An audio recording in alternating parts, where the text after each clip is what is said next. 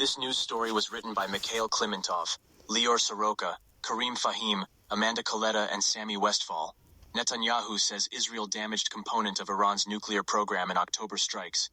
Israeli Prime Minister Benjamin Netanyahu said Monday that a specific component of Iran's nuclear program had been damaged in last month's Israeli attack on Iranian military facilities. Netanyahu, who mentioned the attack in a speech before the Knesset, did not specify what the component was or offer details about the strike.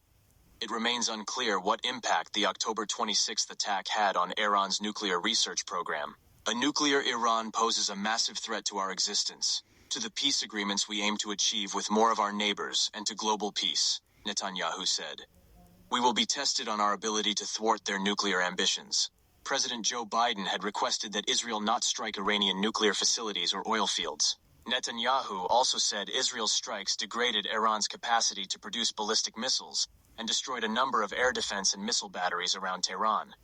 Satellite imagery in the wake of Israel's attack showed damage to 2 radar sites associated with Iran's air defenses and at least 3 sites associated with missile production, The Washington Post reported in October. Also Monday, the U.S. Treasury Department announced it was imposing sanctions on the Israeli settlement group Amana and one of its subsidiaries, accusing it of working with groups and individuals who had been placed under sanctions for violent activity in the West Bank. The settlers and farms that Amana supports play a key role in developing settlements in the West Bank, from which in turn, settlers commit violence, the Treasury said in a statement.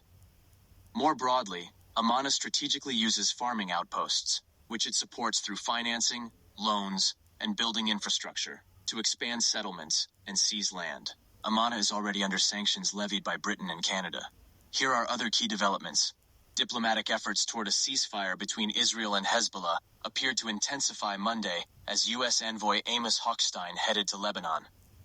Lebanese Prime Minister Najib Mikati, in a television interview, characterized a U.S. ceasefire proposal as positive, but requiring clarifications. The developments occurred as Israel and Hezbollah on Monday escalated deadly cross-border attacks. One woman was killed in a northern Israeli town by a rocket fired from Lebanon, emergency responders said. 5 people were killed in an Israeli airstrike in central Beirut, Lebanon's health ministry said Monday. At least 43,922 people have been killed in Gaza during the war, and 103,898 injured, according to the Gaza health ministry. At least 3,516 people have been killed, and 14,929 injured in Lebanon, the country's health ministry said. Neither agency distinguishes between civilians and combatants. Israel estimates that about 1,200 people were killed in Hamas's October 7, 2023, attack, including more than 300 soldiers. It says 376 soldiers have been killed in its military operation in Gaza. A previous version of this briefing incorrectly stated the date of the Israeli attack on Iranian military facilities last month. It happened on October 26th, not October 25th. This